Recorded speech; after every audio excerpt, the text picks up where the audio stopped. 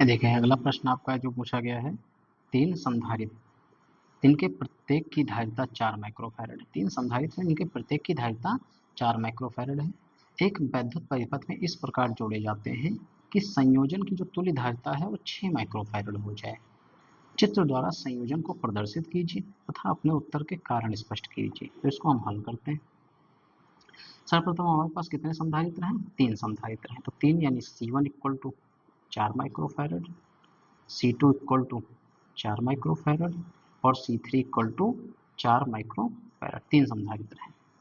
हमारा पहला काम क्या होगा कि हम इन संधारित्र को सबसे पहले एक श्रेणी क्रम में संयोजित कर लेते हैं। यानी पहला काम क्या करेंगे, संधारित्र को श्रेणी क्रम में संयोजित कर लें। यानी ये श्रेणी क्रम में हमने क्या किया, संयोजित कर लिया 4 माइक्रोफैरड और 4 माइक्रोफैरड। तो लिख देंगे, क्योंकि C1 व C2, आप ऐसा लिखना चाहो तो लिख सकते हैं, संधारित्र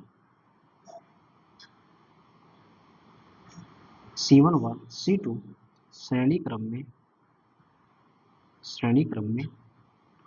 संयोजित हैं,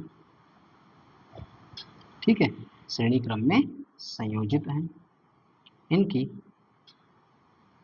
तुल्य धारिता C डैश है। अब देखिए श्रेणी क्रम में संयोजन का सूत्र क्या होता है, तो 1/C डैश इक्वल टू 2 संधारित्र हैं C1 व C2, तो 1/C2।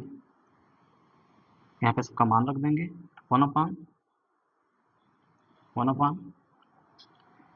C1 का मान कितना है, 4 माइक्रोफैरड, और C2 का मान कितना है, 4 माइक्रोफैरड।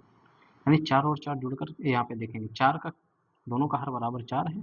4 यानी 1 + 1 बराबर कितना हो जाएगा, 2/4। 2 से काटेंगे, 2 × 2, 2 दूना 4, यानी 1/2 आ जाएगा।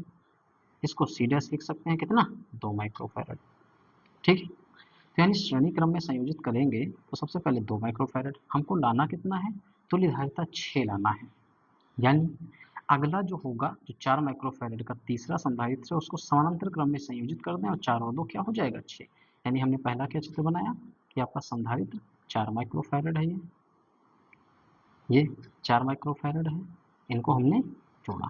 अब क्या करते हैं, इनके समानांतर क्रम में एक संधारित्र लगा दें, यानी ऐसे 4 माइक्रोफैरड, और इन सब को क्या करें, एक बिंदु दे दें। यानी एक बिंदु A इसको मान लीजिए और एक बिंदु B इसको मान लीजिए। अब इनसे जो तुल्य धारिता आई है 2 माइक्रोफैरड, और इस 4 को क्या करेंगे, समानांतर क्रम में संयोजित कर देंगे। तो लिखेंगे, चूंकि संधारित्र C डैश व तीसरा कौन सा है, C3, समानांतर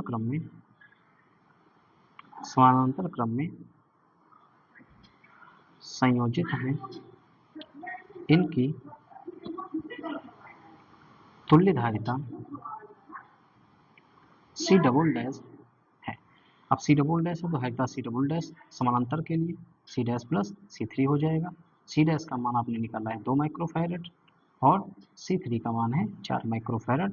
इस प्रकार से 4 तो 6 माइक्रोफैरड। तो ये हमारा सवाल हल हो गया कि 4 माइक्रोफैरड तुल्य धारिता आ जाएगी, और जो इसका चित्र का संयोजन होगा वो इस प्रकार से प्रदर्शित किया जाएगा। ठीक है, ये आपका उत्तर रहा।